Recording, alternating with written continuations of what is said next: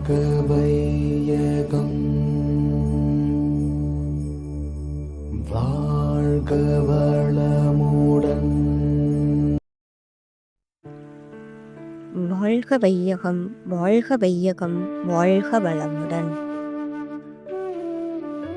சிந்தனையை உடல் நலத்தை சீரமைத்து உய்வித்த குருவே வாழ்க. எண்ணத்தின் சிறப்புகள்: எண்ணிய முடிதல் வேண்டும், நல்லவே எண்ணல் வேண்டும், தென்னிய நெஞ்சம் வேண்டும், தெளிந்த நல் அறிவு வேண்டும். அந்தம் கூட இரும்பை ஈர்க்கும். உங்கள் எண்ணம் எல்லாவற்றையும்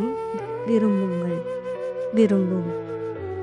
எதை நினைத்து கொண்டு கற்றிக்கொண்டே உறுதியாய் நடக்கும். நல்லதையே செய்.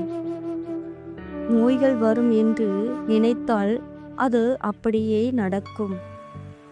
நல்ல எண்ணங்களையே எண்ண வேண்டும்.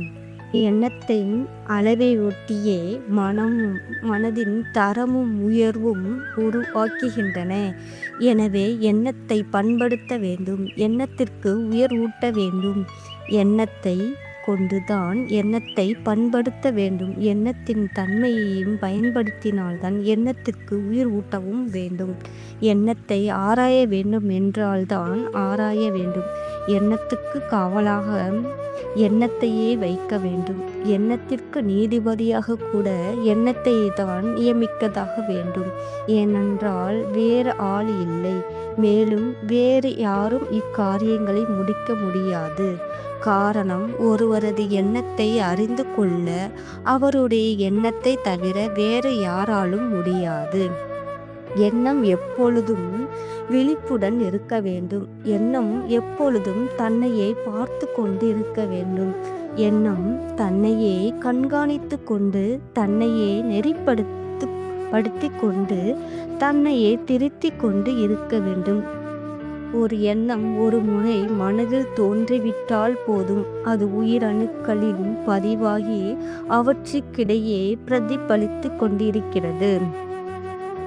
தீய எண்ணத்தை ஒரு முறை உள்ளே விட்டுவிட்டால் போதும். மறுபடியும் உதிக்காமல் செய்வது அத்தனையும் எளிதன்று.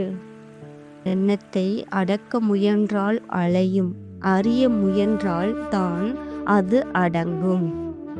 எந்த ஒரு செயலுக்கும் மூலமும் எது என்றால் எண்ணமே. எண்ணத்தை ஆராய்ந்து விழிப்பு நிலையில் செயல்படுத்துதலே சிறப்பு. எண்ணம் தான் அனைத்தும். எண்ணத்துக்கு அப்பால் ஒன்றுமே இல்லை. நன்மையும் தீமையும் எண்ணத்துள்ளே, சிறிதும் பெரிதும் எண்ணத்துள்ளே, வெற்றியும் தோல்வியும் எண்ணத்தில்தானே. பிரபஞ்ச இயக்கங்கள் அனைத்தும் எண்ணம்தான். உயர்வான இன்ப துன்பம் எண்ணத்திற்கு அப்பால் இல்லை.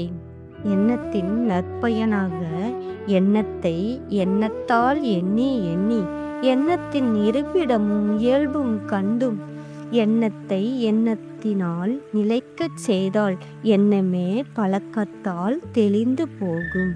எண்ணமது எழும்போதே இது ஏன் என்று எண்ணத்தால் ஆராய்ந்தால் சுலபமாக எண்ணத்தின் காரணமும் விளைவும் காணும்.